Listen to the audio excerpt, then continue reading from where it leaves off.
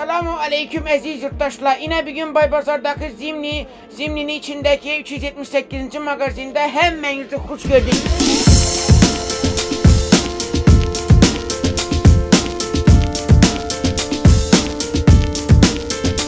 Yine bir gün bir yerde doğulan güne desinler doğulan güne, toya desinler toya.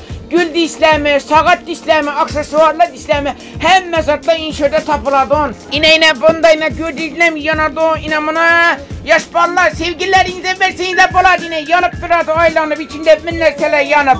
Yine her türlü neyle bak. Ulu adamlar borsa yine bunun yine aynaları açıladın okuyorlar. Dubai'ni görsem gördün mü? Dubai desem Dubai'de kordak isem diyen neseleden şula yine.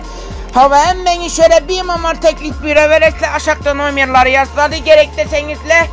Yine aziz yurttaşlar yine bu yaş barlara yine kızlarına kadar kebersenizle yine dürlüme yine bunda oynadan okuyurları. Yine bunda süret koyadın okuyurlar. Ulu adamlar için yine toyla da yapmak için. Hava bakarlarım amatlığına yakışıyor. İnamında yine Murskoy pazar içinde zatla yine her neler içinde. İnamında yine ullular için yine atla. Hava başlıklara belli donakır. Anda gülle yine mişkele hemen erselerini şöyle ne temiz. Sizlerini Baybazar'ın Zimni tümeninde hava 378. magazinde hemmenizi hoş görüp şöyle teklif kılamız.